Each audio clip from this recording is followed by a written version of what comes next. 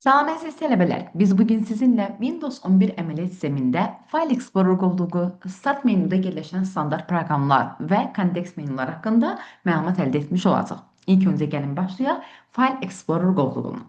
Ümumiyyətlə File Explorer qovluğu, hansı ki siz burada tapşırıqlar panelinin üzərində görürsünüz, fayl və qovluqlarla asan işləmək üçün istifadə olunan qovluqdur və buna qovluq pəncərəsi də deyilir.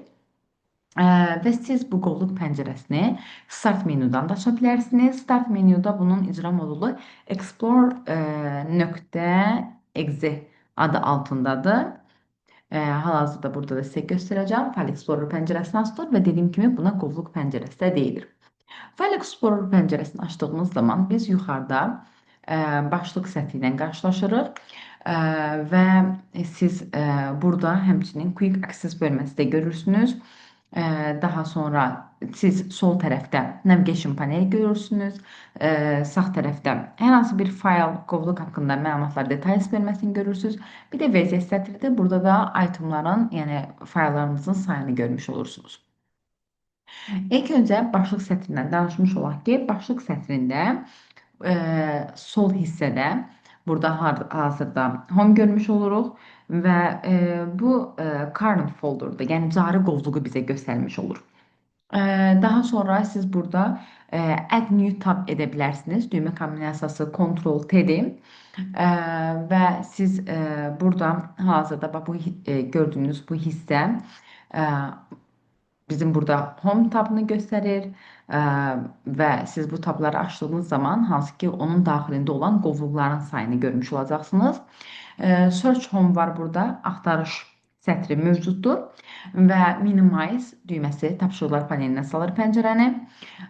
Burada hansı ki restore down var, hansı ki pəncərənin əvvəlki ölçüsünə qaytarır, maximize pəncərəni böyütmək üçündür. Həmçinin burada snap layout da var ki, pəncərəni hansı formalarda görmək istəyirsiniz. Yəni ikili forma, məsəl üçün bu formaya sala bilərsiniz. İkili, üçlü forma, yəni hansı snap layout da keçəndə bu haqda danışmışdıq. Pəncərənin görünüş formalarıdır. X-lə də, yəni close əmrinin köməyi ilə də pəncərəni bağlaya bilərsiniz. Daha sonra siz burada mərkəzi hissədə, hal-hazırda bu hissəsində mouse'un sağ düyməsini tıkladığınız zaman belə bir pəncərə ilə kontekst menyusu açılır. Sağ düyməni kliklədiyiniz zaman burada restore əmrini görürsünüz. Bu pəncərəni əvvəlki normal ölçüsündə bərpa etmək üçündür. Yəni pəncərənin əvvəl normal ölçüsü nə idisə ona bərpa etmiş olur. Move pəncərənin ekranda yerini dəyişmək üçündür. Yəni ekranda yerini necə formada dəyişmək istəyirsinizsə onun üçün istifadə olunur. Daha sonra siz burada size görürsünüz ki, o ölçüsəni dəyişmək üçündür. Sadəcə pəncərənin ölçüsəni dəyişmək lazımdırsa, size əmrindən istifadə etmiş olursunuz ki, pəncərənin ölçüsini dəyişdirə biləsiniz deyə. Daha sonra siz burada minimize görürsünüz, pəncərəni tapşırıqlar panelinə salır. Maximize pəncərəni böyütmək üçündür. Close-dakı pəncərəni, aktiv pəncərəni, yəni ümumiyyətlə bağlamaq üçündür. Düymə kombinasiyası Alt F4-dür və yaxud da Ctrl+W ilə də bu işi icra edə bilərsiniz. Ya Ctrl+W ya da Alt F4 ilə də aktiv pəncərəni ümumiyyətlə bağlamaq mümkündür. Daha sonra siz burada adres bar dediyim kimi görürsünüz. Adres bar nə üçündür? Adres barda burada indi hal-hazırda mən göstərəcəm. Burada bu quick access mənim burada pin etdiyim, yəni bərk etdiyim qovluqların siyahısı və yəni çox istifadə etdiyim qovluqların siyahısını görə bilərsiniz. Recent bölməsində isə ən son istifadə etdiyim fayl və qovluqların siyahısını bizə göstərmiş olur. Mən indi hal-hazırda daxil oluram, məsəl üçün tutalım desktopa. Burada məsəl üçün açılır bu forma və burada siz back to home əmrini görmüş olursunuz. Back to home nə üçündür? Bu işarəsi, siz bu işarə ilə geri qayıda bilərsiniz. Yəni əvvəlki hissəyə geri qayıtmaq üçün istifadə olunur. Forward isə irəli getmək üçündür. Forward to desktop, məsələn, irəli, hansı qovluqdaydımsa irəli getmək üçün istifadə olunur. Bu isə up to desktopdur. Yəni bu nə üçün istifadə olunur? Yüksək səviyyəli qovluğa keçid eləmək üçün istifadə olunur. Bu refreshdir, yeniləmək üçün istifadə edə bilərsiniz. Daha sonra siz burada da desktopun daxilində olan qovluqlara, məsəl üçün tutalım Bakı Mühəndislik Universitetinin qovluğundan daxil olmuş oluram. Belə buradan da yenə qovluqlara daxil ola bilərsiniz. İç-içə qovluqları aça bilərsiniz burada. Və siz bundan əvvəlki qovluğa qayıtmaq istəyirsinizsə, düymə kombinasiyası olaraq backspace-dən istifadə edə bilərsiniz. Backspace ilə yüksək səviyyəli qovluğa, yəni bundan əvvəlki qovluğa qayıtmaq üçün də istifadə olunur. Daha sonra siz burada search bölməsini görürsünüz ki, bu axtarış sətridir. Düymə kombinasiyası F3-dür. Refresh'in də düymə kombinasiyası yadda saxlayaq ki, F5-dir. Bunların təbii ki, düymə kombinasiyaları da mümkündür. Məsələn, yüksək səviyyəli qovluğa qayıtmaya backspace eləyərsiniz ya da Alt plus yuxarı oxla eləmək mümkündür. Forward irəli idi. Bu Alt plus sağa ox, back isə geri deməkdir. Alt plus sola oxla həyata keçirilir. Adres barın ümumiyyətlə düymə kombinasiyası isə F4 ilə həyata keçirilir. F4 burada görürsünüz tıkladığımız zaman adres barı aktivləşdirir. Hansı ki, bu adres barı göstərmək üçündür. Yəni bizə ünvan sətrini göstərir. Azərbaycan dilində tərcüməsi belə deyək. Daha sonra siz burada bu isə yəni command prompt hansı ki command bar bu adlanır. Command bar hissəsində burada new əmri var. Yeni obyekt yaratmaq üçün istifadə olunur. Yeni qovluq yaratmaq üçün və yaxud da hər hansı bir yeni fayl yarata bilərsiniz. Məsələn, Word bir faylı yaratdım. Yəni yeni obyekt yaratmağa bizə imkan verir. Kas əmri kəsməkdir. Hansı ki düymə kombinasiyası Ctrl X-dir. Kəsdiyimiz zaman solğun şəkildə olur. Yəni kəsmək nə deməkdir? Bu faylın, bu qovluğun yer dəyişməsini həyata keçirdirəm. Və mən gedib onu məsəl üçün başqa bir qovluqda tutalım music qovluğuna yapışdırmış oluram. Yapışdırdığım zaman Ctrl V-dir, yəni pəsdir və kat elədiyim zaman yalnız bir dəfə yapışdıra bilərəm. Məsələn, bu fayl gəldi, düşdü, bura tutalım. Desktop'a baxsa artıq o fayl orada yoxdur. Məsəl üçün tutalım, burada IBF adlı bir qovluğum var. Bunu buradan kəssəm, gətirib musiqə yapışdırsam, yəni pəst etmiş olsam, hansı ki gəlib düşəcək bura. İndi mən dokumentlərə desktop'a daha doğrusu daxil olun. Burada IBF deyilən bir qovluğum olmayacaq onsuz. Çünki kat əmri yer dəyişmə deməkdir. Düyməsi Ctrl X. Ona görə kat etdiyimiz zaman solğun şəkildə olur. Başqa yerə yerini dəyişir və kat etdiyiniz zaman bir dəfə yapışdıra bilirsiniz. Daha sonra burada copy əmrini görürsünüz. Onun düymə kombinasiyası Ctrl C-dir. Yəni copy əmri kopyalama deməkdir. Yəni bu fayl həm burada qalacaq, həm tutalım musiqə qovluğuna yapışdırsam, həm bura köçmüş olacaq. Çünki köçürülmədir. Baxın, final sualları həm musiqin içərisində var, həm desktop'a daxil olsam burada da final sualları mövcuddur. Yəni çünki copy əmri köçürülmədir və copy etdiyiniz zaman mübadilə buferindən silinənədək yapışdıra bilərəm. Bir dəfə yapışdırdım, təzə musiqə daxil oluram, bir dəfə də yapışdıra bilirəm. Bir dəfə də məsəl üçün adını dəyişməklə, başqa bir ad qoymaqla təbii ki, yenidən yapışdıra bilərəm. Amma mən kat elədiyim zaman isə bunu yalnız bir dəfə yapışdırmaq mümkündür. Dediyim kimi, məsələn, final suallarını kopya elədim.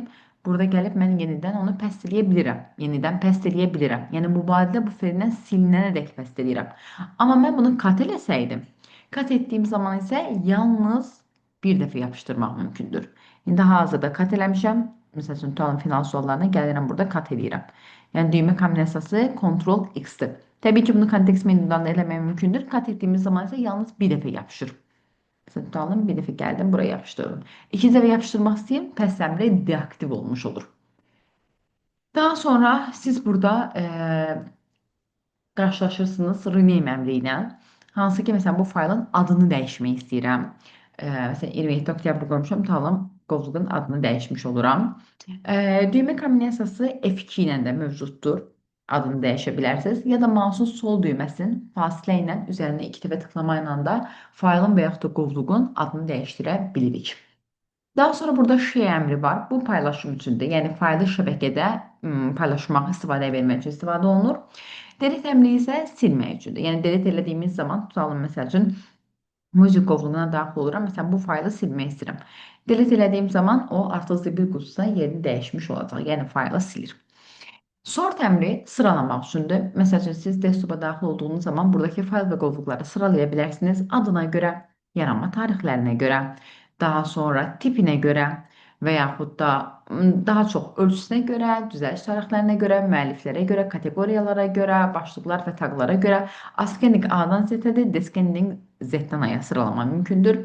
Burada qrup by əmri var ki, o da qruplaşdırır. Məsələn, adına görə qruplaşdırıram. A-dan F-ə qədər olanlar bir hissəyə saldı fayl və qovluqları.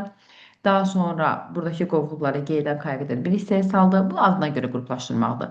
Yaranma tarixlərinə görə qruplaşdıra bilərsiniz. Daha sonra burada tiplərinə, ölçülərinə, düzəliş tarixləri var, müəllif hüquqları var, başlıqlarına görə. Yəni bu formada nan elədiyim zaman artıq qruplaşdırmadan çıxartmış oluram. Ümumiyyətlə, yəni hər hansı bir seçilmiş şərtə görə qruplaşdırma əmridir.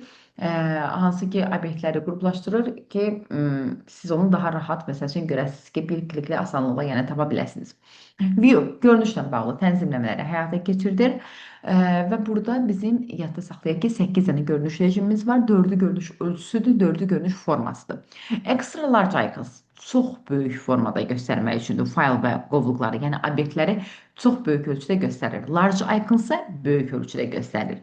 Burada medium icons var ki, orta ölçüdə göstərmək üçündür və small icons var ki, onları kiçik ölçüdə göstərmək üçündür. Bir də 4-ü də görünüş formasıdır. Məsəl üçün list. Tələbələrin çoxları listlə small icons-ı qarışdırırlar. Small icons da kiçik formadadır, list də kiçik formadadır. Və bunların düzülüş formalarını bizə verir. Deyir ki, aşağıdakılardan hansı görünüş rejiminə aiddir? Yadda saxlamaq lazımdır ki, listdə qovluqlar alt-alta gördüyünüz kimi düzülür, sütun boyunca. Amma small icons-da isə sətir-sətir düzülür. Yəni small icons kiçik ölçüdə qoyur, amma sətir boyunca düzülür. Qovluqların düzülüşlərinə bir fikir versək, sətir-bə-sətir düzülüb. Amma listə isə bu sütun boyunca həyata keçirilmişdir. Qovluqlar bir sıra bitdi, ondan sonra məsələn fayllar bu formada davam etmiş olur. Daha sonra burada details görünüş rejimi var ki, details görünüş rejimində yəni bizim qovluqlarımız, fayllarımız, onların qarşılarında yaranma tarixləri, tipləri və ölçüləri qeyd olunur. Yəni hər birini ayrıca sütunda göstərir və gördüyünüz kimi bizim üçün burada sütunları ayırıb və elə ki, təfərrüatlar görünüş rejimidir. Yəni özü təfərrüatlara bölmüş olur. Yəni detailsə təfərrüatlar görünüş rejimində deyildir. Daha sonra siz burada Tiles görünüş rejimindən qarşılaşırsınız. Tiles görünüş rejimi belə orta ölçüdə fayllarımızı, qovluqlarımızı qoyur və bunların hər birinin aşağısında nə fayl olduğu və ölçüləri qeyd olunur. Yəni faylın ölçüsü və onun obyektinin tipi mütləq şəkildə qeyd olunmalıdır. Tiles görünüş rejiminin xüsusiyyəti odur. Tiles dediyimiz zaman o da lövhəciklər, yəni görünüş rejimidir. Content isə məzmun görünüş rejimidir. Məzmun görünüş rejimi baxın belə xətlərlə ayrılır. Fayl və qovluqların qarşısında yaranma tarixləri və fayllardan hətta ölçüləri belə qeyd olunmuş olur. Yəni burada son dəyişiklik tarixləri, ölçüləri də faylların qarşısında qeyd olunur. Qovluqlarda isə sadəcə düzəliş tarixləri, yəni qeyd olunmuş olur.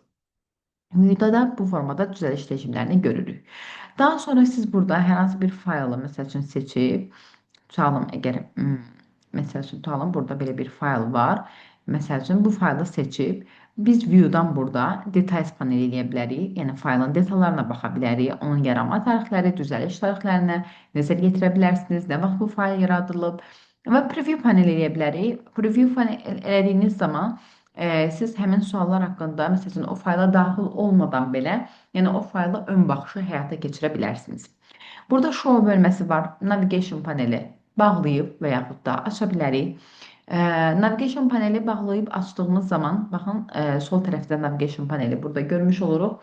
Hansı ki, sol tərəfdə görünüb görünməməsini təmin edir. Daha sonra showda yerləşir command view. Bu yığzam görünüş rejimidir. Yəni, sən səmərəli şəkildə istifadə etmək istəyirsənsə, o zaman sətir hündürlüyünü azaldır. Ekranda daha çox fayl və qovluqları görmək üçün istifadə olunur. Burada item checkbox var ki, fayl və qovluqlarımızı hansı ki seçdiyimiz zaman belə qarşılarında işarələr qoyaraq seçə bilir. Məsələn, tutalım, box şəklində bir qutu formatında seçir. Normalda seçdiyimiz zaman sadəcə belə seçirik. Məsələn, kontrol düyməsi basılı halda yanaşı olmayan fayl və qovluqların, obyektlərin yəni seçilməsi üçün də belə mavi rəngdə olur. Amma mən bu faylı seçirəm, shift düyməsi basılı halda gəlib aşağısı seçsəm, bütün aralıq seçilmiş olurdu. Mən bu view-dan isə show hissəsinə item checkbox elədiyim zaman isə onları qutu formasında seçmək üçündür. Məsələn, gəldim bunu seçdim tutalım. Kontrol basılı halda gəlirəm bunu seçirəm. Belə qutu formatında gördüyünüz kimi qarşılarına ox işarələri qoyulur. Kvadrat formasında bu formada seçmək üçün istifadə olunur. Daha sonra burada file name extension bölməsi var ki, fayllarımızı genişlənmələrini göstərmiş olur. Məsələn, docx faylıdır. Tutalım burada download'a daxil oluram. PDF faylıdır. Yəni bu formada fayl və qovluqlarımızın Qovluqların təbii ki, genişlənməsi olmaz, amma faylların genişlənməsi olduğuna görə onları genişlənmələrlə birlikdə göstərmiş olur. Yəni, gördüyünüz kimi bütün fayllarımızı genişlənməklə göstərilmiş olur. Daha sonra bunları ləğv etmiş olaq. Item checkbox'u da oxları götürdüyümüz zaman artıq göstərilmir təbii ki. Və siz burada ən aşağıda görürsünüz Hidden Items. Hidden Items nədir? Məsələn, mən bu faylı tutalım, gizlətmək istəyirəm. Hansı ki, bilirsiniz ki, Properties'dən də bunu həyata keçirə bilərəm. Hidden deyə bilərəm. OK etdiyim zaman bu solğun şəkildə görsəndi və etdi. Yəni, faylım artıq görsənmir. Hidden Items səhərcində gizlətdiyim fayllar, yəni gizlətdiyim obyektlərin görünməsini təmin edir. Yəni, solğun şəkildə onların görünməsini təmin etmək üçündür. Və siz onu artıq kontekst menuda yenə Properties'ə daxil olub, burada oxu götürüb, məsələn, geri qaytara bilərsiniz. Yəni, Hidden Items onun üçündür ki, gizli faylları hansı ki, görünməsini təmin edir, solğun şəkildə onları bizə göstərmək üçün istifadə olunur. Daha sonra siz burada undo əmrini görürsünüz. Bu hissədə Simora daxil olacaqsınız. Daha çox əmrlərin göstərilməsi üçündür. Bir alt pəncərə açılır burada. Undo əmri Ctrl-Z deməkdir. Yəni sonuncu əməliyyatı ləğv edir. Sonuncu nə iş görmüşdürsə onları ləğv etmək üçündür. Reduce Ctrl-Y-dir. Ləğv olmuş əməliyyatı geri qaytarmaq üçündür. Daha sonra siz burada Pin to Quick Access görürsünüz ki, məsələn, ola bilər ki, hər hansı bir qovluğu, məsələn, finans suallarını Pin to Quick Access edək ki, hansı ki, onu Quick Access bölməsinə əlavə etmiş oluram. Məsələn, finans suallarını gəldim bura, hansı ki, bərk etdim. Yəni, siz burada Home hissəsindən də baxa bilərsiniz. Quick Access-ə finans suallarını, məsələn, bura bərk etmiş oluram. Yəni, hansı ki, seçilmiş qovluqları həm navigation paneldə bərk etmək üçün, həm də Quick Access-də göstərmək üçün istifadə olunur. Daha sonra siz buradan eləyə bilərsiniz ki, Compress to zip file, yəni seçilmiş faylı və yaxud da qovluğu, ümumiyyətlə obyekti arxivləşdirməyə imkan verir. Yəni arxivləşdirmək üçün istifadə olunur. Copy paste onun yolunu kopyalayır. Məsəl üçün, tutalım, burada hər hansı bir fayl götürək. Bu faylın yolunu kopyalamaq istəyirəmsə, copy paste əmrindən istifadə etmiş oluram. Və buradan bir dənə yeni bir obyekt açaq, Word faylı. Gəlib bu Word faylına daxil olacam və burada bunu paste edəcəm. Və bunu paste elədiyim zaman həmin son final qiyabi faylım var idi. Onun yolunu kopyalamışdım və onun yolunu bura artıq qeyd etmiş olur. C-diski, user qovluğunda, Asus qovluğunda, desktop qovluğunda son final qiyabi .docx faylı yerləşmiş olur. Çünki həmin faylın yolunu nə etmişdim? Kopyalamışdım. Daha sonra burada Select All var. Bütün obyektləri seçmək üçündür. Düymə kombinasiyası Ctrl-A-dır. Və yaxud da dediyim kimi, birinci faylı və yaxud da obyekti seçib, Shift düyməsi basılı halda axırıncını seçsəm, bütün aralıq seçilmiş olacaq. Təbii ki, bunu mouse'dan da bu formada da seçə bilərsiniz. Daha sonra burada Select None var. Select None, ümumiyyətlə, yəni hamısını seçirəm. Select None, ümumiyyətlə, seçmir heç birini. Yəni, seçilmiş obyektləri bir növ seçilmişləri ləğv etmək üçündür. Sonra, məsəl üçün, mən gəldim Ctrl düyməsi basılı halda yanaşı olmayan faylları seçdim. Və burada Inverse Selection var ki, o seçdiklərimi deyil də seçmədiklərimi seçmək üçündür. Yəni, seçilmiş obyektlərdə seçilməmiş obyektlərin bir növ yerini dəyişir. Yəni, seçdiklərimi deyil də seçmədiklərimi seçmək üçün istifadə olunur. Burada properties var. Obyektin bizə xüsusiyyətlərini göstərmək üçündür. Onların location'ın yerini, ölçüsünü, diskdəki ölçüsünü, buradan məsələn faylı qovluğu gizlədə bilərsiniz. Bu formada məlumat verir. Hansı ki, properties onun xüsusiyyətlərini göstərir. Məsələn, qovluğun xüsusiyyətlərinə baxa bilərsiniz. Hətta qovluqda burada general bölməsinin ən axırında customize var ki, burada change icon edib, məsələn, qovluğun piktogramını dəyişə bilərəm. Tutalım, qovluğa belə bir piktogram qoyuram. OK etdiyim zaman bu qovluğun piktogramı dəyişilib. Məsələn, bir refresh verək, hansı ki, piktogramı dəyişilib, məsələn, belə bir piktogram olmuş olur. Yəni, burada properties'ə daxil olduq, customize'a daxil olduq. Change icona qovluğun piktogramını dəyişmək mümkündür. İndi sarı piktoqramı seçəcəm. OK edirəm. Buradan da OK edirəm. Və refresh etməmişdə özü avtomatik dəyişdi. Əgər dəyişmə olmazsa refresh edə bilərsiniz. Daha sonra burada Options bölməsinə daxil oluram. Options isə parametrlərdə. Hansı ki, bu qovluq, yəni seçimləri üçündür. Dialoq pəncərəni aktivləşdirmək üçün istifadə olunur. Və 3 dənə tabı var. General, View, Search. Generalda nə iş görürük? Burada Open each folder in the same window var. Hazırda same windowdadır. Yəni, mən bir neçə qovluq açım. Məsəl üçün burada finans sualları, kompüter elmləri, bir neçə qovluq açıram. Hər biri görürsünüz iç-içə açır zaten. Yəni eyni pəncərədə açılmasını təmin edir. Amma bir də var ki, məsəl üçün mən qayda, bir də var ki, mən burada seçim eləyə bilərəm ki, hansı ki optionslarda open each folder in its own window. Yəni hər bir pəncərəni ayrı-ayrı pəncərələrdə açılmasını təmin etsin. Məsələn, burada finans suallarını açdım, tutalım, kompüter elmlərini açdım. Bunu belə sizə göstərim. Baxın, hamısını ayrı-ayrı pəncərələrdə açıb. Fikir verirsiniz, kompüter elmləri, desktop və finans sualları. Hər birini ayrı-ayrı pəncərələrdə açılmasını təmin edib. Və yenə options'a daxil oluram. Burada open each folder in the same window qoyuram ki, yəni eyni pəncərədə açılsın. Daha sonra burada kliklədiyimiz zaman formalar var ki, burada single click to open an item etdiyimiz zaman isə, məsəl üçün hazırda bunu qoyuram. Yəni gəlib bunu bir dənə toxunsaq açılır. Yəni single click o deməkdir ki, sadəcə mouse'un yəni bir kliklədiyiniz zaman açılmasını təmin edir. Və single click qoyduğumuz zaman fikir verin, bunların altından belə xətt çəkilir. Yəni bir də mouse'un sol düyməsinin üzərinə tıkladığım zaman, bir klik göstərdiyim zaman açılacaq onsuz. Və burada mən iki seçim var mənim qabağımda. Burada underline icon titles qoysam və bunu açdığım zaman fikir verin, burada hazırda sizə göstərəcəm. Baxın, burada hamısının, bütün fayl və qovluqların proqramların altından xətt çəkir. Və bir kliklədiyim zaman o qovluq onsuz açılmış olacaq. Amma gördüyünüz kimi bütün qovluqların altından xətt çəkir. Amma mən burada options'a daxil olsam, burada birinci seçimi yox. I point at bunu seçsəm, burada altından xətt çəkmir. Hansı qovluğa yaxınlaşdığım zaman altından xətt çəkir. Qovluğa yaxınlaşdığım zaman altına xətt çəkir. Belə yoxsa normalda çəkmir. Və bir kliklədiyimiz zaman göstərmək üçündür. Amma mən double qoyanda isə bu 2 klikdir. Və double qoyanda altına xətt çəkmir özünüz gördüyünüz kimi. Və mouse'un sol düyməsini 2 dəfə tıkladığım zaman qovluq fayl proqramlarımız açılmış olur. Options'a daxil olaq. Burada show recently used files var. Yəni ümumiyyətlə bu private hissəsi, yəni məxfilikdir. Yəni obyektlərin necə görünüşü rejimi ilə. Recently used, yəni ümumiyyətlə tez istifadə etdiyin obyektləri orada görə bilərsən. Ən son istifadə etdiyin qovluqları görə bilərsiniz.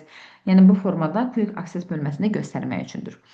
View bölməsinə daxil oluram. Burada görünüşdə ümumiyyətlə çox əmrlər var, amma magistratura proqramına düşmür. Burada apply to folders əmri var ki, bu qovluqların məsələn sonunda nə iş görmüsünüzsə, onların yəni düzəliş rejimlərini tətbiq eləmək üçündür. Hansı ki, görünüş rejimini bütün qovluqlara tətbiq olunmasını təmin edir. Bir növ qovluq üçün nəzərdə tutulur və ən son məsələn nə etməmisizsə bütün qovluqlara məsələn bunu tətbiq edəcək. Result folder isə bu etdiyiniz düzəlişlərə susmaya görə məsəl üçün dəyişmiş olacaq.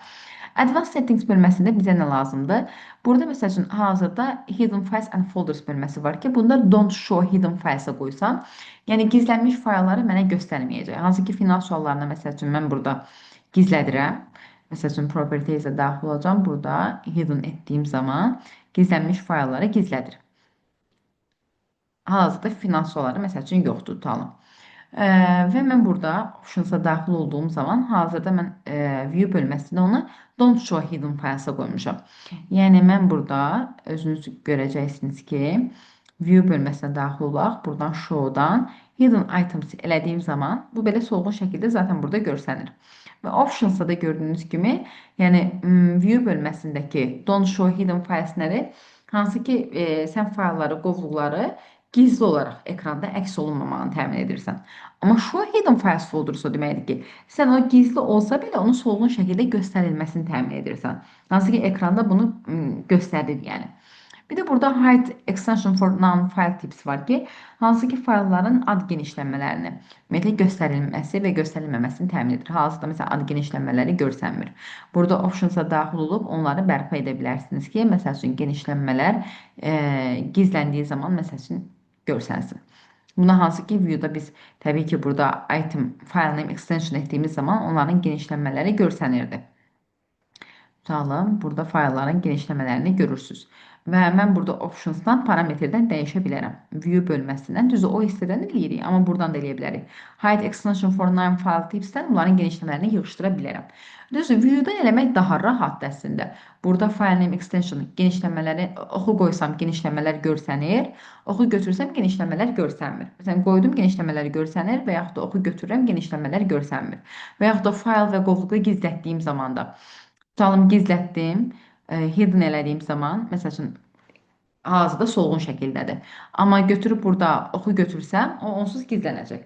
Bir də var ki, bunu optionsdan da eləyirik. Bu daha elə bir ki, iç-içə bir yoldur. Burada view bölməsinə daxil oluruq. Göstərilməsini istəyirəmsə, show hidden edirəm. O solğun şəkildə göstərilir ki, onu geri qaytara bilim. Və həmçinin də burada genişlənmələrin də göstərilib göstərilməməsi. Məsələn, tutalım istəmirəm genişləmələr göstərilsin. Genişləmələri məsəl üçün hazırda əlavə edirəm və yaxud da onları tutalım gizlədirəm. İndi view-ya daxil oluram, genişləmələri gizlədirəm. Yəni buradan da eləmək olur, təbii ki, view-da buradan da eləmək olur.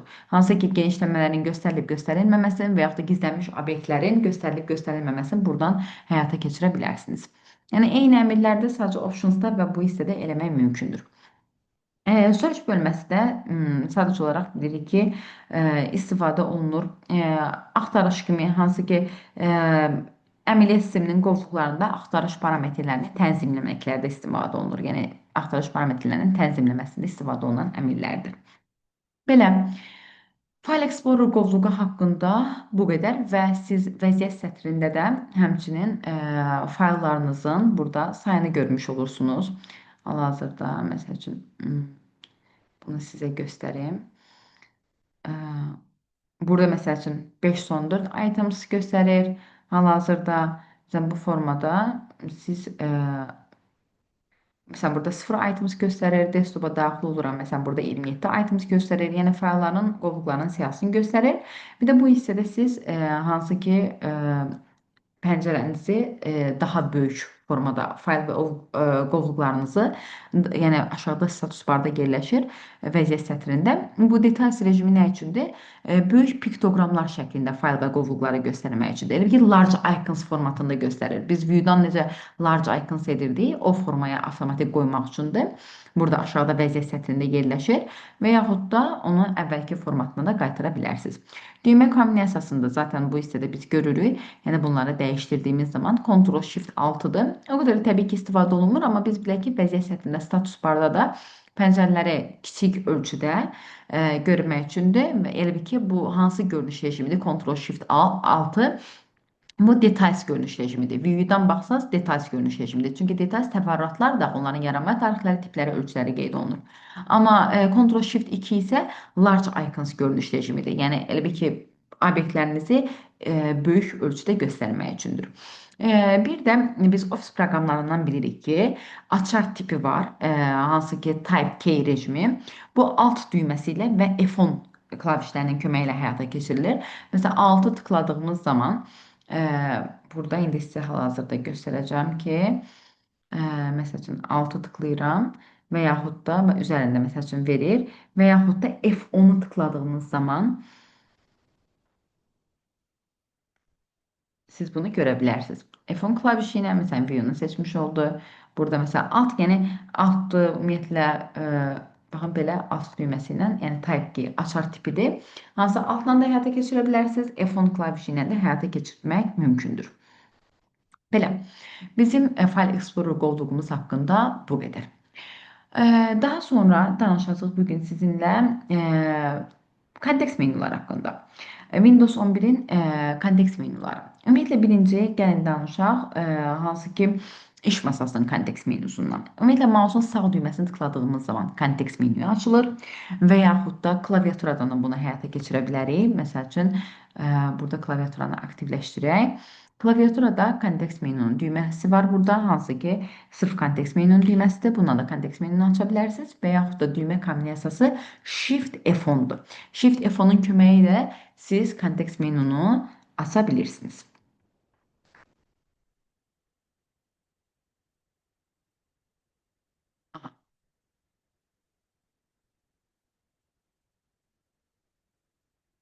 Kontekst menyu məsəl üçün bu formada açılmış olur. Aha, Shift F10'un köməyi ilə və yaxud da klaviaturada kontekst menusu və yaxud da mouse'un sağ düyməsi ilə kontekst menunu aça bilirik. Və biz kontekst menunu açdığımız zaman burada view əmri ilə qarşılaşırıq. Hansı ki bu görünüşdür və biz iş masasında desktopda olan ikonları large icons eləyə bilərik, daha böyük ölçüdə qoya bilərik. Daha sonra düymə kombinasiyaları Ctrl+Shift+2 gedir. Medium icons orta ölçüdə qoya bilərik, Ctrl+Shift+3 gedir düymə kombinasiyası. Small icons Ctrl+Shift+4 daha kiçik ölçüyə qoymaq üçün istifadə olunur.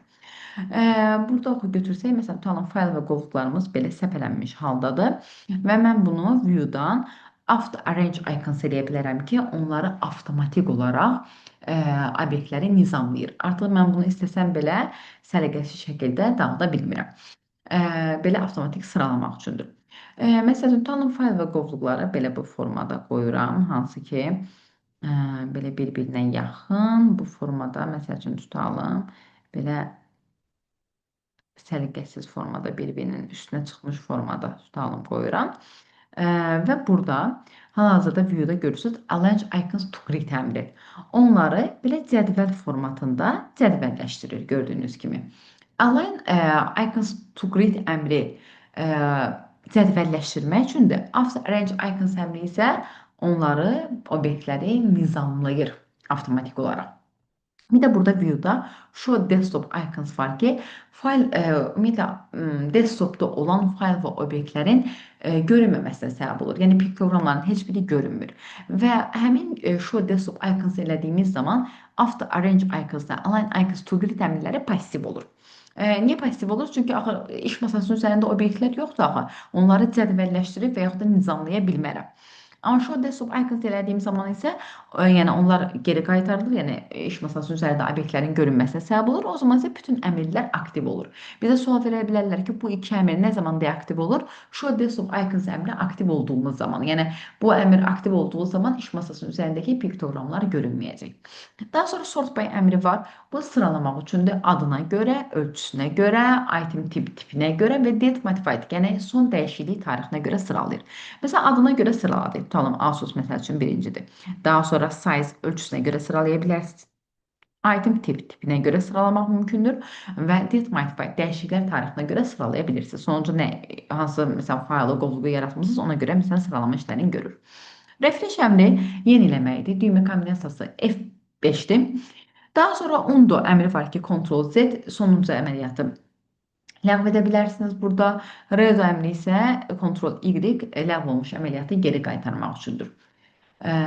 Bu formada həyata keçirə bilərsiniz. Daha sonra burada siz display, burada daha sonra new görürsünüz. New əmri yeni obyektin yaradılması üçündür. Qovluq yarada bilərsiniz.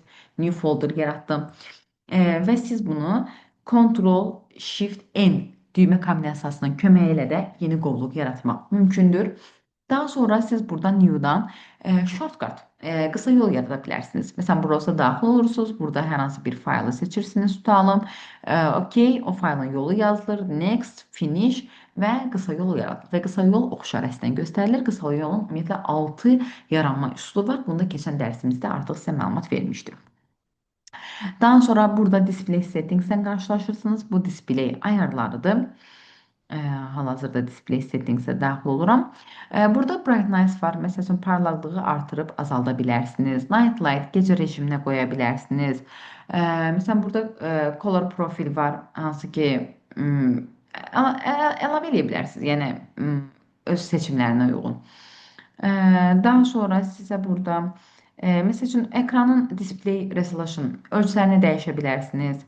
Burada məsələn daha kiçik ölçüyə qoya bilərsiniz. Məsələn 1600-900-ə qoyurum. Daha kiçik ölçüdə məsəl üçün. Burada display orientasiya var. Yəni ekranın elə bir ki, displeyin istiqamətini dəyişə bilərsiniz. Portrait məsəl üçün kitab formatıdır. Yəni bu formada gördüyünüz kimi indi geri qaytarayım. Bu məsəl üçün planşet tipli kompüterlərdə məsələn istifadə olunur.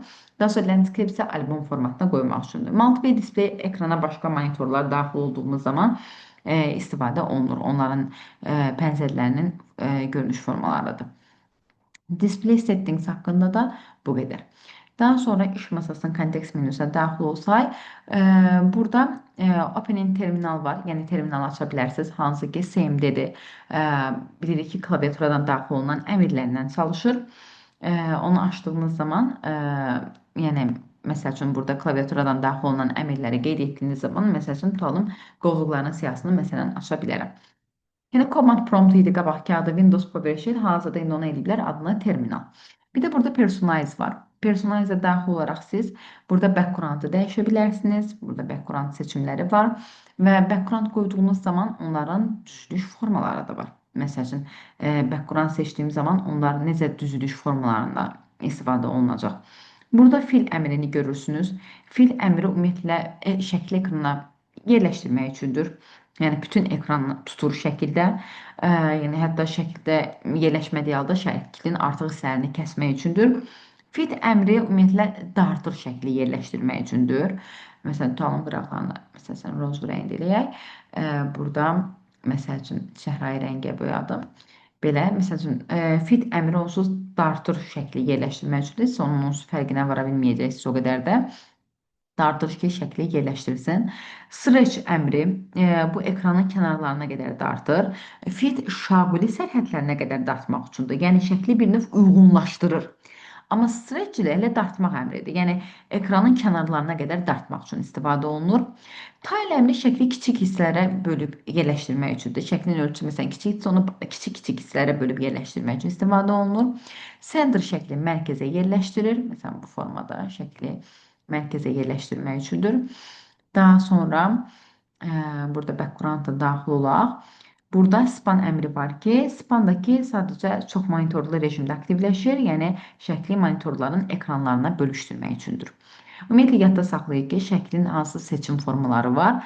Fil doldurmaq, fit uyğunlaşdırmaq, stretch dartır, tile kiçik hissələrə bölür, yəni şəkli çoxaldır ekranda. Hansı ki 3-ün 4-ə şəkildirsə, şəkli kiçik ekranda çoxaldır ki, bütün ekrana o şəkil yerləşə bilsin deyə. Center mərkəzə yerləşdirir. Spandakı çox monitorlu rejimdə istifadə olunmaq üçündür. Yəni şəkli monitorların ekranlarına bölüşdürmək üçün istifadə olunur. Daha sonra burada hal-hazırda fil əmrinə qoyacağım. Və burada sizə başqa nə lazımdır? Keçək bir əvvəlki hissəyə. Hansı ki personalize, burada colors bölməsi var. Hansı ki colors rəng seçimləridir. Yəni rəng seçimlərini burada seçə bilərsiniz. İstədiyiniz rəng çarlarından istifadə edə bilərsiniz. Daha sonra burada temalar var. Hansı ki tema bölməsindən Microsoft Store-dan da ala bilərsiniz temalar. Burada bir də background-a keçid edə bilərsiniz. Ümumiyyətlə temalarda yadda saxlayaq ki, background, sounds, color, mouse kursoru yerləşir. Background yenə background rejimləridir. Buradan aktivləşdirə bilirsiniz. İstədiyiniz şəkli götürə bilirsiniz. Sounds səsləri düzənləyə bilərsiniz. Color yenə rəng seçimləridir. Burada rəng seçimlərini eləyə bilərsiniz. Ümumiyyətlə, avtomatik və manual qoya bilərsiniz. Həm də rəng seçimlərində burada var. Light rejim var, hansı ki ağdır. Mən darka da qoya bilərəm bu arada. Qara rejimdə də qoya bilərəm. Bir də custom rejim var ki, özünüz seçə bilərsiniz. Məsələn, ola bilər ki, Windows-un default modu, məsələn, light eləyəsiniz. Məsələn, aşağı isə gördüyünüz kimi taskbarımız işıqlı oldu. Və yaxud da onu darka, qaranlığa qoyub ekranı məsəl üçün işığa qoya bilərsiniz. Yəni bu formada dəyişdirmək mümkündür. Bunların hər birini Colors-dan həyata keçirdirik.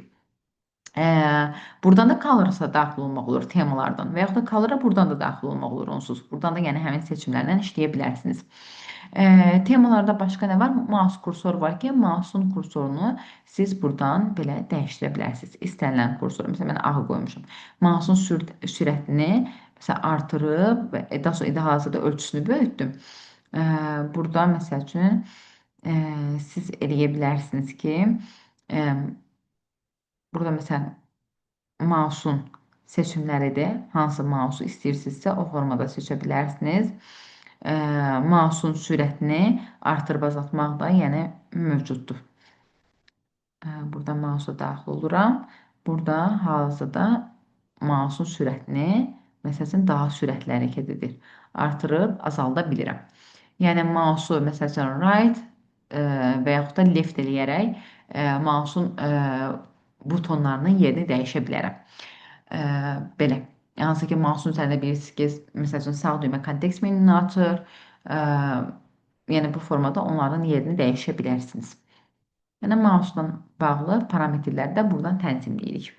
Burada bir de desktop icon settings görürsünüz ki, hansı ki desktopda bizim gördüyümüz ikonlarda. Biz desktopda mesela kompüter görürük, user files görürdük. Hansı ki keçən dərs burada haqda danışmışdım sizə. Hansı ki Zis PC haqqında danışmışdım. Hansı ki bizim disklərimizi göstərirdi. User files'tan danışmışdım. Hansı ki burada user files'ımızı görürdük. Recycle bin zibil kutusu görürdük, kontrol paneli görürdük, idarəetmə panelidir, hansı ki proqramların, qrupların sazlanmasını həyata keçirir. Məsələn, network'ü də aktivləşdirə bilərəm. OK etdiyim zaman network də gəlib, məsəl üçün bu hissədə görsənmiş olacaq. Və bizim yəni desktop ikonlarımızdır. Yəni iş masasını ümumiyyətlə yüklədiyiniz zaman, ümumiyyətlə Windows 11 əməliyyat sistemini yüklədiyiniz zaman desktopun ikonlarını görə bilərsiniz ekranda. Burada dinamik lighting var. Yəni parlaqlığı və yaxud da azaldıb artırmaq üçün istifadə olunur. Yəni işıq effektləridir. Onları tənzimləyə bilərsiniz. Lock screen kilit ekranıdır. Hansı ki kilit ekranı düşdüyünüz zaman hansı şəkil olsun, məsəl üçün picture onu dəyişə bilərsiniz, şəkil qoya bilərsiniz, slideshow qoya bilərsiniz. Özə məsəl üçün şəkillər dəyişilsin. Windows Spotlight Windows'un öz versiyasını qoya bilərsiniz. Seçimə uyğun. Və siz burada screen timeout, kilit ekrana neçə dəqiqə sonra düşsün, məsəl üçün onu tənzimləyə bilərsiniz. Burada tutalım, battery usage məsələn səviyyəsinə baxa bilərsiniz. Power moda baxa bilərsiniz. Screen sleep-ə daxil olduğunuz zaman isə, məsəl üçün tutalım, İndi bunu sizin üçün göstərəcəm. Screen sleep-ə daxil olduğumuz zaman, məsələn, mən 10 dəqiqəyə qoymuşam. 10 dəqiqədən bir, məsəl üçün, sleep-ə yuxu rejiminə və yaxud da 10 dəqiqədən bir tutalım, kilit ekrana düşmüş olsun. Özünüz onu tənzimləyə bilirsiniz. Hər birində screen timeout-dan tənzimlənir. Bir də burada screen saver'lar var. Bunlar ekran qoruyucularıdır. Məsələn, burada bubble-lar var. Bunu hazırda preview edəcəm. Bunu belə göstərə bilərəm. Yəni ekran kilit ekranına düşdüyü zaman burada belə hansı ki ekran qoruyucuları ortaya çıxır. Burada istənilən forma var. İstənilən məsələn 3D tekst seçirəm, tutalım. Məsələn Windows hərəkət edir bu formada və mən burada bunu OK etdiyim zaman artıq bu aktivləşir və aktivləşdiyi zaman sadəcə ekran, məsələn 10 dəqiqədən bir kilit ekranına düşdüyü zaman və bu ortaya çıxır, düz zaretkadan çox aparır. Amma bu aktivləşir, kilit ekranıdır. Və mən gəlib bir dənə mouse'un üzərinə vurduğum zaman, toxunduğum zaman harda qalmışdı, məsələn tutalım hansı proqramda qalmışdım, Google-da qalmışdım, həmin zaten obyektə qayıdır. Amma o bizim display logan screen. Bu əmri tıkladığım zaman isə mən OK elədiyim zaman 10 dəqiqədən bir kilit ekranına düşəndə, məsəl üçün bu screen saver ekran qoruyucusu ortaya çıxacaq. Amma mən gəlib bir dənə mouse-la toxunduğum zaman artıq ekrana birbaşa qayıtmayacaq. Always display logan screen əmri o deməkdir ki, ekrana birbaşa qayıtmağın qarşısını alır. Yəni kilit ekranına səni göndərir. Kilit ekranını açmalısan. Məsələn, parola qoymusansa parolu yazırsan, ya parola qoymamısansa yenə də kilit ekranını açırsan, ondan sonra həmin obyektə qayıtmış olur. Yəni ekran qoruyucularına birbaşa qayıtmamağın qarşısını almaq üçündür bu əmr. Belə. Daha sonra burada bizə artıq başqa üçün lazım deyil. Buradan start menyuya daxil ola bilərsiniz. Start menyunun əmrləridir. Keçən dərs bu haqda danışmışdım. Bir də taskbarın əmrləridir. Taskbar haqqında da zaten danışmışdık. Hansı ki tapşırıqlar paneli üzərində taskbar settings'ə daxil olduğumuz zaman onsuz taskbar settings'ə daxil olduğumuz zaman həmin o personalizdəki taskbar açılmış olur. Eyni hissədir, eyni hissəni açmış olur. Ona görə bu haqda sizə artıq məlumat vermişəm. Bir də burada aşağıda nə qaldı? Fontslar, yazı fontlarıdır. Hansı ki ümumiyyətlə pəncərənin parametrlərini belə deyək də şriftlərin əlavə olunması üçündür. Hansı ki obyektlərin üzərində hansı şriftlərin əlavə edilməsi istəyirsinizsə, hansı formanı buradan seçim edə bilərsiniz. Belə, artıq burada hər birini sizə izah etdim. Və bir də sizə burada nəyi göstərəcəkdim? Burada display settings'ə daxil olacaqdım. Display settingdə burada orientasiyasından danışdım, display resolution'dan danışdım, multimedia display'dən danışdım, advanced display haqqında məlumat verəcəkdim. Bu ətraflı ekran parametrləri göstərmək üçündür. Ümumiyyətlə ekran haqqında bizə məlumat verir. hal-hazırda görürsünüz. Ekranın ölçüləri olsun, məsəl üçün kolor formatı olsun, ümumiyyətlə rəng dərinliyidir, yenilənmə sürətidir, ekranın özünün resolutionudur. Yəni ekran haqqında bizə məlumat vermək üçündür. Məsələn, qrafikası haqqında, yəni belə məlumat vermək üçündür ki, məsəl üçün refresh rate nə qədər, yəni göstərilmiş olur. Bunu da yadda saxlamaq lazımdır ki, displeydə advanced deməli, displeydən baxa bilərik. Advanced display ümumiyyətlə ekranın parametrləri haqqında məlumat verir. Qrafiksə də daxil olduğumuz zaman bu da qrafik kartın parametrlərini göstərmək üçündür. Qrafik kartın parametrlərini bizə sunum eləmək üçündür, göstərir. Hansı ki, qrafik prioritini seçmək, onu göstərmək üçün istifadə olunur. Belə, bu oldu bizim iş masamızın kontekst menyusu. İndi isə gəlin danışaq biz ümumiyyətlə faylın kontekst menyusundan. Məsəl üçün bu faylı seçirəm. Faylın kontekst menyusunu açdığım zaman belə bir pəncərə ilə qarşılaşıram. Hazırda kontekst menyu yuxarıda bu hissədə göstərilmiş olur. Bəzi əmrlərini əlbəttə sətr boyunca saxlayır. Məsələn, burada cut əmri kəsmək üçündür və cut elədiyimiz zaman iş masasında mausun sağ düyməsini tıklasam, kontekst menüsünü açdığım zaman burada yalnız bir dəfə pəst edə bilərəm, yapışdırır və cut elədiyimiz zaman yalnız bir dəfə pəst olunur. Ümumiyyətlə, iş masasının üzərində kontekst menüsünü açdığımız zaman show more options elədiyimiz zaman burada görünüşlə bağlı tənzimlərdir. Sort by sıralayır, refresh. Pəst əmri bu zaman aktiv olur. Hansı ki, cut elədiyimiz zaman, copy elədiyimiz zaman. Cut eləyəndə yalnız pəst aktiv olur. Amma copy elədiyimiz zaman isə həm pəst shortcut aktiv olur. Burada görürsünüz artıq. Pəst əmri yapışdırmaqdır, Ctrl V, pəst shortcut isə shortcut'ını yapışdırır. Open terminal görün, new yeni obyektdən əlavə olması, display settinglər və personalize bölməsini görmüş olursunuz. Deməli, burada faylın kontekst menüsündə kopyalayır, köçürülmə. Kopya elədiyimiz zaman isə mübadilə buferindən silinənədək yapışdıra da bilərəm kopyasını və hətta shortcut'ını da yapışdıra bilərəm. Amma cut elədiyimiz zaman isə yalnız bir dəfə yapışdırmaq mümkündür. Çünki cut yer dəyişmədir, kopya isə köçürülmədir. Daha sonra faylın kontekst menüsünə gəldiyimiz zaman burada sətr boyunca rename ad dəyişmə edə bilərsiniz. Share bölməsi var ki, hansı ki, faylı şəbəkədə istifadəyə vermək üçündür. Bir də delete silir. Düyməsi Ctrl D-dir. Amma shift delete elədiyimiz zaman isə kompüterdən ümumiyyətlə silir. Yəni delete elədiyimiz zaman recycle binə düşür zibil qutusuna. Amma shift delete elədiyimiz zaman isə ümumiyyətlə kompüterdən ümumiyyətlə silir. Burada open əmri faylı açmaq üçündür. OpenViz başqa proqramların köməyi ilə aça bilərsiniz. Send to my phone, məsələn, telefona göndərə bilərsiniz. Burada share piece var, faylı şəbəkədə paylaşmaq üçündür. Add to favorites var ki, yəni fayl və qovluğu favoritlər siyahısına əlavə edir ki, tez istifadə etdiyin faylları, qovluqlara sürətli baxış keçirə bilərsən. Compress to var burada, hansı ki, bu zip fayllar üçündür, yəni arxivləşdirmək üçündür. Copy as onun yolunu kopyalayır. Bayaq da sizə göstərdim, hansı ki, bir buradan fayl açaq. Məsəl üçün bir Word fayl açın və buna daxil olduğum zaman Ctrl V elədiyim zaman o faylın yolunu burada görmüş olacağım. Yəni yolunu kopyalamaq üçündür copy paste əmri. Daha sonra siz burada görürsünüz new, yeni qovluq, shortcut, yeni fayl yaratmaq üçün istifadə olunur. Daha sonra burada property isə faylın xüsusiyyətlərinə, yəni təfərrüatlarına baxmaq üçün istifadə edə bilərsiniz. Hansı ki, faylın xüsusiyyətlərini göstərir. Harada yerləşir, ölçüsü nə qədərdir, listə tutduğu yeri nə qədərdir, bu fayl nə vaxt yaradılıb, hidden edib, məsəl üçün gizlədə bilərsiniz. Hidden etdiyimiz zaman da solğun şəkildə göstərilib, artıq məsəl üçün gizləndi. Onu geri necə qaytara bilərəm? Ancaq File Explorer qovluğunda bilirsiniz ki, buradan view-ya daxil olacağım. Buradan Show bölməsindən Hidden Items eləyəcəm ki, gizlənmiş obyektləri solğun şəkildə göstərsin. Hidden elədiyimiz zaman da solğun şəkildə göstərir. Bir də cut elədiyimiz zaman solğun şəkildə göstərir. Cut eləyəndə pəst edib geri qaytaracağım ya da başqa bir qovluğun içərisində də yapışdıra bilərəm. Yəni buradan silinib başqa qovluğun içərisində yapışacaq. Çünki cut yer dəyişmədi. Amma gizlətdiyim zaman isə mən properties'e daxil olub, burada hidden oxunu götürdüyüm zaman o geri qayıtmış olacaq. Daha sonra burada siz show more options'a daxil olduğunuz zaman belə bir ümumiyyətlə daha geniş forması ilə qarşılaşırsınız. Open faylı açır, edit faylı redaktə eləmək üçündür. New, yeni ad altında faylı açmaq üçündür, yəni yeni pəncərədə açır. Print çapa verir.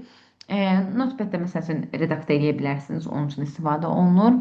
Add to favorites dediyim kimi favoritlər bölməsinə əlavə edə bilərsiniz. Daha sonra OpenViz başqa proqramların köməyi ilə açılır, yolunu kopyalayır, şeyə paylaşım üçündür, şəbəkədə yəni istifadəyə verir. Sento Bluetooth vasitəsilə göndərə bilərsə, arxivləşdirə bilərsə, Desktop Create Shortcut isə iş masasında onun shortcutının qısa yolunu yaradır, qısa yol ox işarəsindən göstərilir. Delete silir faylı düyməsi Ctrl D, rename adını dəyişir. Ad dəyişimi ya rename iləndir, ya mouse'un sol düyməsində 2 dəfə fasilə ilə tıklama, ya da klaviaturadan F2 klavişini həyata keçirə bilərsiniz və yaxud da Show More Options'a daxil olub, Properties'ə daxil olub, buradan da faylın adını dəyişə bilərsiniz. Yəni, buradan da dəyişmək mümkündür. Daha sonra siz həmçinin də Properties bölməsində faylın gizlədilib göstərilməsi, harada yerləşməsi, ölçüsü, nə vaxt yaradılıb, onlara da baxmaq mümkündür, çünki xüsusiyyətlərini göstərir. Ümumiyyətlə biz fikir versək ki, hansı ki Windows 11-də 2 səviyyəli, yəni belə deyək də, kontekst menyu sistemi var. Hansı ki bir müasir kontekst menyu bu formadadır. Show More Options elədiyimiz zaman isə daha çox seçimləri bizə göstərmək üçündür. İndi isə biz danışacağıq qovluğun kontekst menyusundan. Qovluğun kontekst menyusunda da yenə yuxarı hissədə sətr boyunca biz cutdır, copy'dir, rename, ad dəyişimi, delete faylın silinməsini görə bilirik. Və qovluğun kontekst menyusunda burada Open qovluğu açmaq üçündür. Quick Access-ə bayaq File Explorer qovluğunda göstərmişdim. Yəni bu qovluğu ora bərkidə bilərsiniz. Pin to Start menyuya bərkidə bilərsiniz. Arxivləşdirə bilərsiniz, yolunu kopyalaya bilərsiniz, xüsusiyyətlərini görə bilərsiniz. Open Terminal, yəni hansı ki CMD-də aça bilərsiniz ki, klaviaturadan daxil olan əmrlərdən işləyir. Show More Options elədiyimiz zaman isə daha çox formanı görürük. Yenə qovluğun açılmasıdır. Quick Access-də yenə bərkidə bilərsiniz.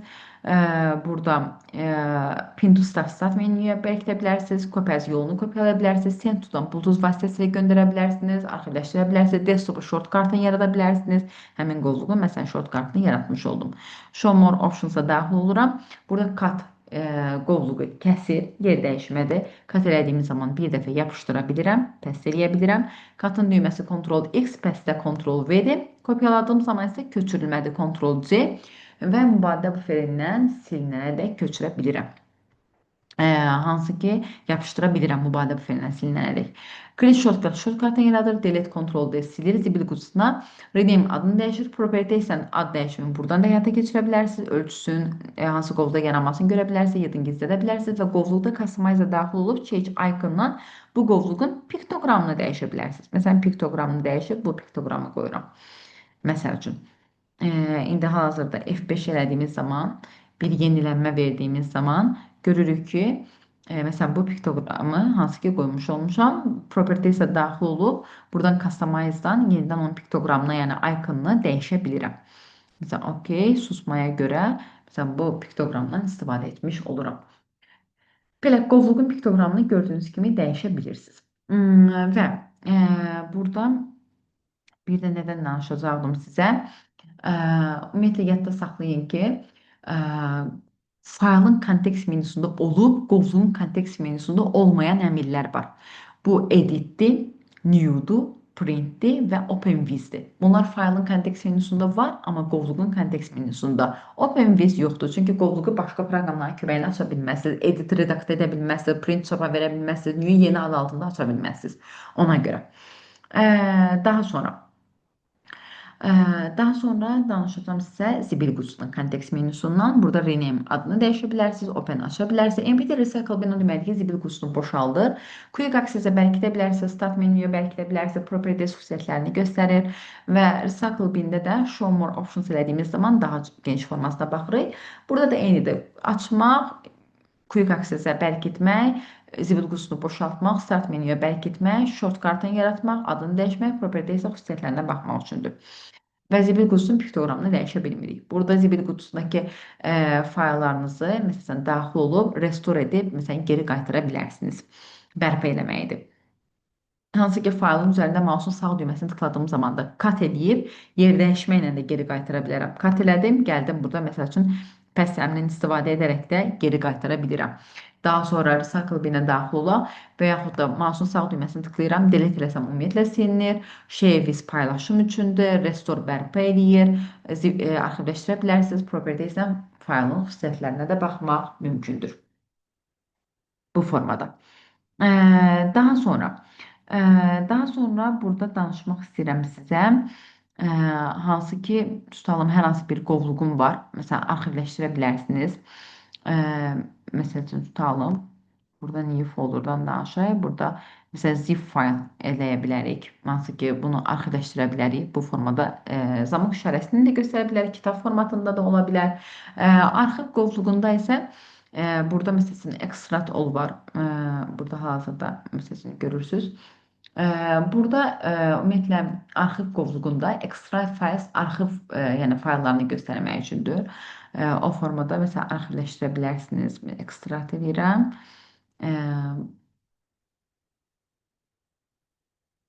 Burada məsəl üçün hansı ki arxiv fayllarını göstərə bilərəm ki, məsələn hansı faylı arxivləşdirmişəm.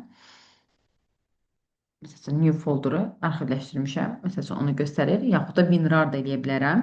WinRAR etdiyim zaman da, məsələn, OpenBiz WinRAR formatında aça bilərsiniz. Burada, məsələn, arxivləşdirdiyiniz zaman və məsələn, mən buradan çıxıram. Burada arxiv fayllarında onu demək istəyirəm ki, sizə bir dəqiqə.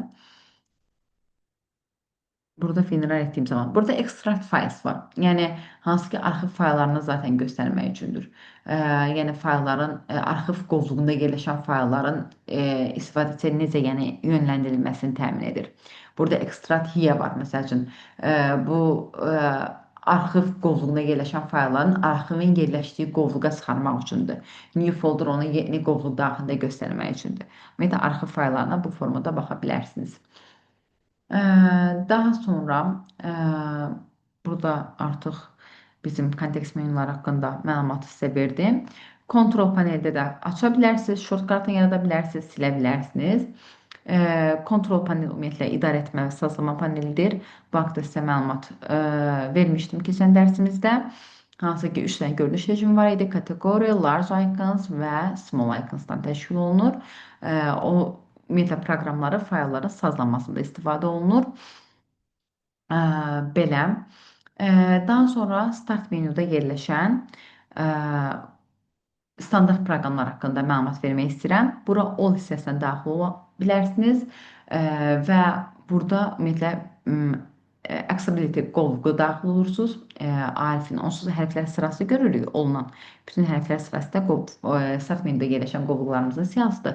A hissəsində ilə accessibility qovluğu qarşımıza çıxır.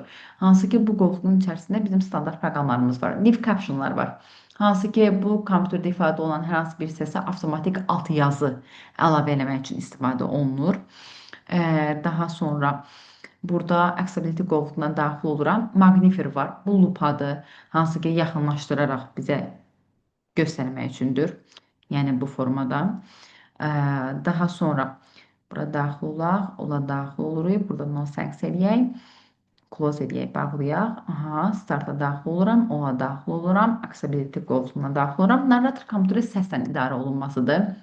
Yəni gözdən, qulaqdan əl olan insanlar üçün əsasən nəzərdə tutulub ki, kompüterdə No item narrate task search window desktop list narrator window heading level 1 scan exiting narrator.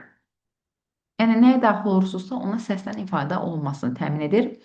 On-screen keyboard klaviaturanı aktivləşdirir ki, insanlar üçün ekranda virtual klaviaturanı aktivləşdirmək üçündür. Run-dan da daxil oluruq. On-screen keyboard o sıxı yazaraq baş hərflərini qeyd edərək daxil ola bilərsiniz. Hansı ki, Run start menyunun kontekst menyusundadır. Buradan da siz virtual klaviaturanı aktivləşdirə bilərsiniz. Daha sonra accessibility qovluğuna daxil olacağım. Burada voice access var ki, hansı ki, səs əmrlərinin masaüstü, yəni istifadəçi interfeysinin idarə edilməsi, nit tanınması proqramıdır. Onun üçün istifadə olunur. Daha sonra burada standart proqramlarda, məsələn, kalkulyator standart proqramlarda hesablama əməliyyatlarını həyata keçirmək üçündür. Kamera, daha doğrusu standart proqramlara aiddir. Kompüterin kamerasından standart proqram olaraq yəni istifadə edə bilərsiniz. Clock var, bu səs alarmıdır. Yəni hansı ki saatı yəni qurmaq üçün istifadə edə bilərsiniz. Saniyə ölçəndən istifadə kimi əməliyyatları həyata keçirilir. Daha sonra File Explorer qovluğu ilə standart proqramlara aiddir, çünki fayl qovluqlarla daha asan işləmək üçün nəzərdə tutulmuşdur. Daha sonra Quick Assist bu proqram ümumiyyətlə uzaqdan bağlantı ilə başqasına kömək etmək üçündür. Başqasının Talım kompüterlə bağlantı edirsiniz, ona kömək edirsiniz, ona Talım proqram yükləyə bilərsiniz. Media Player var ki, hansı ki kompüterdə multimedia fayllarının nümayişi üçün istifadə olunur. Daha sonra siz burada Notepad ilə qarşılaşırsınız. Ən sadə mətn redaktorudur, tekstə genişlənməsinə malikdir, ASCII ilə işləyir, formatlaşdırmanı saxlamır. Yadda saxlayın ki, genişlənməsi tekstli formatlı sənədləri redaktə eləmək üçündür. Daha sonra Paint proqramı ən sadə qrafik redaktordur. Ümumiyyətlə, Sumaya görə genişlənməsi PNG-dir, amma öz genişlənməsi isə BMP-dir. Və yaxud da BMP, GIF, JPG, DIP bu kimi genişlənmələri də qoya bilərsiniz. Və Paint-in miqyası 15%, 800% aralığında tənzimlənir. Miqyas minimum 15, maksimum 800% olur. Bunu da unutmayaq. Fotolar var burada, hansı ki, kompüter yaddaşında olan şəkillərin göstərmək üçün istifadə olunan standart proqramdır. Daha sonra siz burada Snipping Tool ilə qarşılaşırsınız. Snipping Tool ümumiyyətlə mübadilə buferinə göndərmək üçündür ekran təsvirini. Genişlənməsi də PNG formatında olur. Ekran təsvirini almaq üçündür, mübadilə buferinə göndərir. Print Screen düymə kombinasiyasından da onsuz screenshot edə bilirik və burada da hətta klaviaturadan Win Shift S köməyi ilə də siz Snipping Tool'un gördüyü işi görə bilərsiniz. Hansı ki, ekran təsvirini ala bilərsiniz.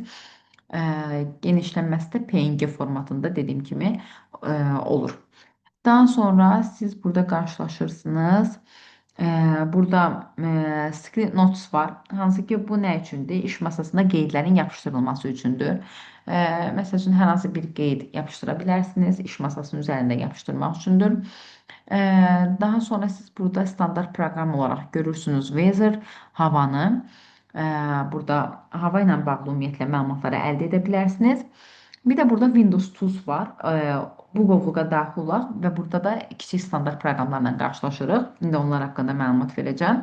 Burada məsəl üçün Character Map var, hansı ki, klaviaturada olmayan simvolların daxil olunması üçündür. Ola bilər ki, hər hansı bir simvolu klaviaturada tapmayıb, buradan daxil edə biləsiniz deyə klaviaturada olmayan simvolları göstərir.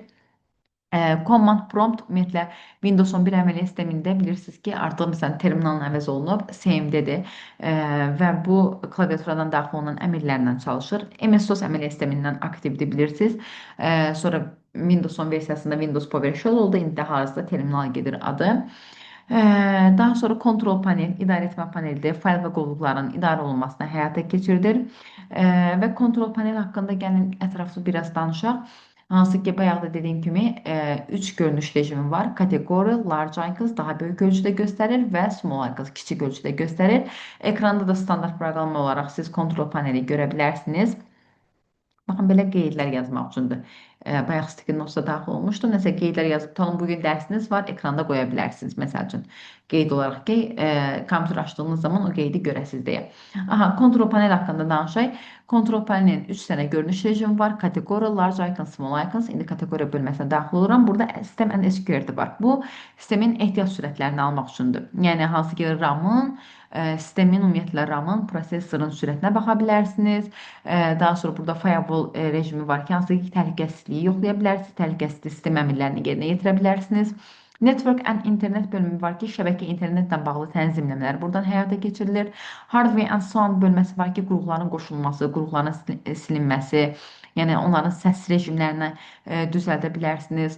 Ümumiyyətlə, device and printers bölməsinə daxil oluruq, qurğuların qoşulması və yaxud da onların silinməsini həyata keçirə bilərsiniz. Daha sonra ümumiyyətlə, qrup parametrlərindən baxış hardware and sounddadır. Proqram, kompüter quraşdırdığımız proqramlara baxa bilərik. Hətta o proqramları silmək istəsək, məsəl üçün, tamam, Bandicamı silmək istəyirəm. Burada mouse'un sağ düyməsini tıklayıb uninstall-la silə bilərsiniz.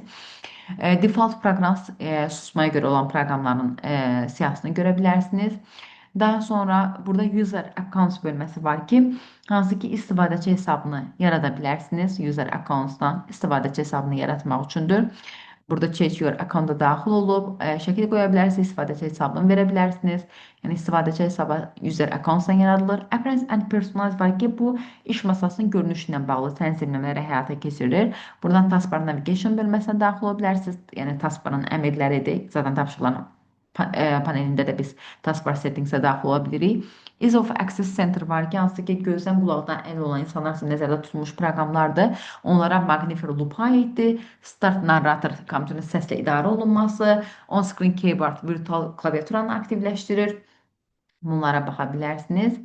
File Explorer Options'a daxil olduğumuz zaman onların, yəni qovluqların necə açılmasını, zaten biz File Explorer'da Options bölməsinə daxil olub bunu göstərmişdim.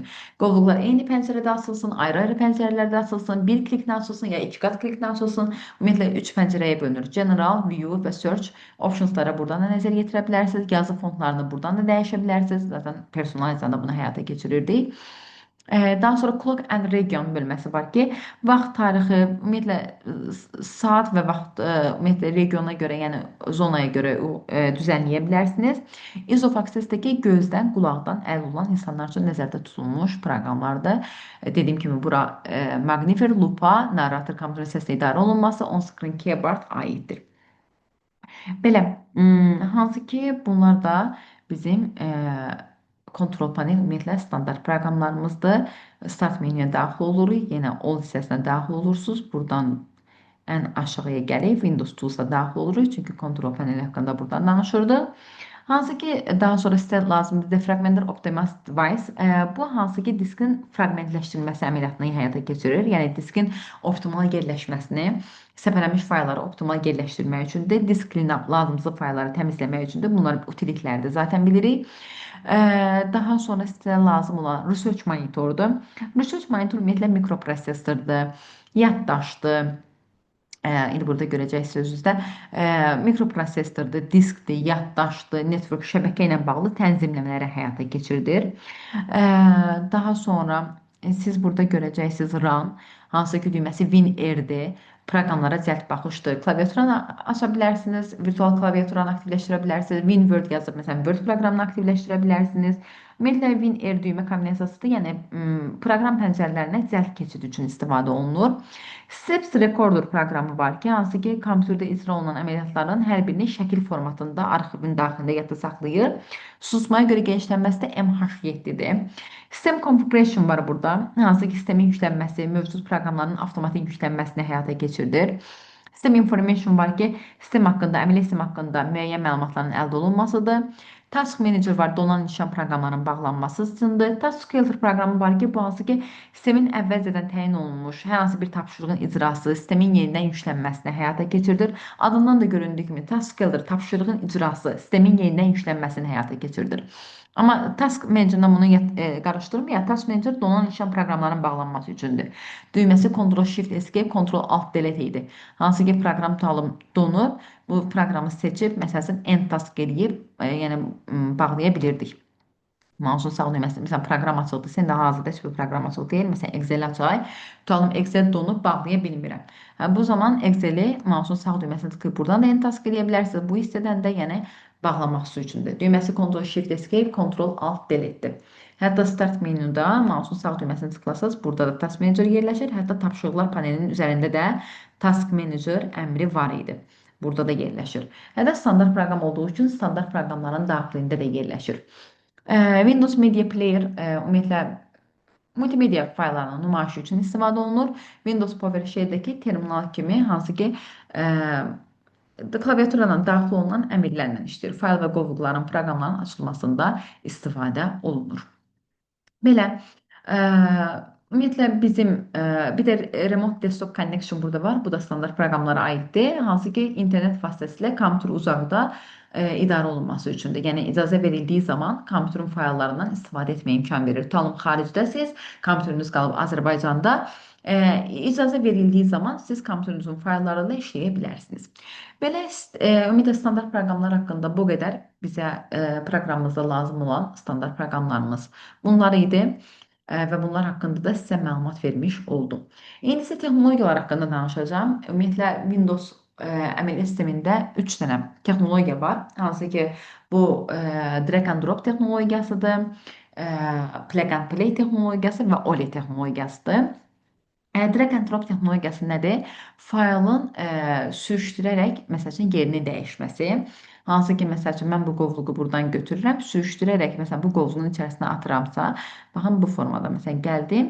O zaman nə olur? Sadəcə mouse'la obyektin yerini dəyişirəm. Move da olur. Yəni, bu qovluq buradan silindi. Düymə kombinasiyası shift-lə də edə bilərsiniz. Shift basılı halda sürüşdürdüyüm zaman move to əmri yerinə yetirilir. Move to da mübadilə buferinə düşmədən yer dəyişmədir. Amma kontrol basılı halda sürüşdürdüyüm zaman isə copy to olur. Yəni həm ekranda qalır, həm də qovluğun içərisinə düşür. Yəni new folder 2 gəldi düşdü bu qovluğun içərisinə. Kontrol basılı halda sürüşdürmək, shift basılı halda sürüşdürmək, bunlar hamısı da drag and drop texnologiyasına aiddir. Yəni mouse vasitəsilə obyektin yerini dəyişdirirəm. Hansı ki, dediyim kimi, kontrol basılı halda eləyəndə copy to olur. Həm ekranda qalır, həm də qovluğun içində düşür. Amma shift basılı halda eləyəndə move to olur.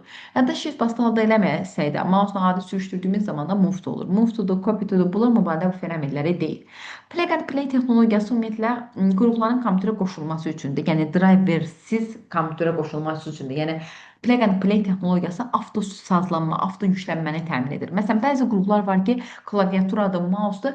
Bunların drivera ehtiyacı yoxdur. Yəni biz belə deyək də, istənilən klaviaturanı, istənilən mouse'u kompüterə taxdığımız zaman o kompüterdə avtomatik olaraq açılır. Amma printeri kompüterə taxdığımız zaman onun driverın yüklənməsi tələb olunur.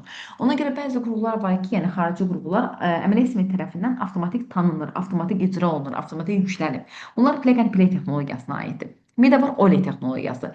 OLED texnologiyası bir proqramın daxilində başqa bir proqramın açılmasıdır. Məsələn, hazırda Word-dəyəm tutalım. Mən burada insert tabına məsələn daxil olacağam obyektdən. Bir proqramın daxilində başqa bir proqram açıram. Məsələn, Word-dəyəm, Excel açıram. Excel-də işləyirəm. Məsəl üçün, burada Excel-də işləyirəm. Burada hesablamalar aparıram. Məsəl üçün, funksiya yazıram, tutalım. Məsəl üçün, funksiya yazdım, hesabladım, ədədi ortadan tapdım. 2 dəfə tıklayıram, həmin cədvəl məsələn Word-ə əlavə olmuş oldu. Bir proqramın daxilində başqa bir proqramla işləyirəmsə, bu artıq OLED texnologiyasıdır. Daha sonra sizə bir də ayrı interfeyslər haqqında məlumat vermək istəyirəm. Düzü Windows 11-də bu o qədər də geniş yayılmayıb, amma məlumat verim ki, hansı ki biz keçən dərsimizdə bu haqda sizə məlumat vermişdim. Məsəl üçün, qovluq açılıb, ya proqram açılıb, hər hansı bir fayl açılıb, məsəl üçün. Siz tapşırıqlar panelinin üzərində burada Show Desktop var ki, hansı ki, bunu tıkladığımız zaman pəncərə tapşırıqlar panelinə düşür. Tıkladığım zaman isə pəncərə geri qayıdır. Bunun düymə kombinasiyası Win-dir. Win ilə də bunu eləyə bilərsiniz. Bir neçə pəncərə aktiv olduğu zaman, məsəl üçün, tutalım bir neçə pəncərə açılıb, hal-hazırda bir neçə pəncərə açıram. Arxadakı pəncərələr istəyirəm ki, tapşırıqlar panelinə düşsün. Bu arrow shake'dir, silkələmə idi funksiyası, amma silkələmə ilə həyata keçirilmir Windows 11-də. Sadəcə düymə kombinasiyası WinHome olaraq qalır. WinHome-dan arxadakı pəncərələri bu aid deyil. Arxadakı pəncərələri tapşırıqlar panelinə saldım. WinHome edib, məsəl üçün, onları artıq mən geri qaytara bilmirəm. Sadəcə olaraq WinHome edib onları tapşırıqlar panelinə salıram. Geri qaytarmaq istəyirəmsə, yenə də WinHome-dan qaytaracağam. WinHome edib geri qaytaram, WinHome edib gətirirəm. Yəni WinHome bir neçə pəncərə açaq. Baxın, WinHome arxada açdığım qovluq pəncərələrində proqram ola bilər, fərq yoxdur. Tapşırıqlar panelinə salır, WinHome edib geri qaytarım. Amma silkələməklə bu funksiya işləmir. Bu Windows 10-da idi. Sadəcə bir neçə pəncərə açılıbsa, onları arxadakı pəncərə, əsas pəncərəni saxlayır, arxadakı pəncərələri tapşırıqlar panelinə salmaq üçündür. Win sağ ol. Məsələn, burada sağa verirəm, sağa yapışdırıram, sola verirəm, sola yapışdırıram. Bütün ekran çıxsa, məsələn, bütün ekran boyu açılır. Belə, yəni bu formada pəncərələrlə işləyə bilərsiniz. Hətta siz pəncərələri sağa çırpanda sağa, sola çırpanda sola, yuxarı çırpanda yuxarı yapışdırmaq üçün istifadə olunur. Daha sonra bir də alt tab düyməsi var ki, bu da aerofilip funksiyasıdır ki, pəncərələrə 2D baxışdır. Kontrol alt tab elədiyimiz zaman isə onlar arasında belə keçidlər də eləyə bilərsiniz, sabit saxlayaraq. Bu formada, bunlar da bizim aero interfeyslərimizdə aerofilip, aerosnap, snap yapışdırmaqdır, flip 2D baxışdır, aeroshake hansı ki əsas pəncərəni salır, arxa pəncərələri tapşırıqlar panelinə salır.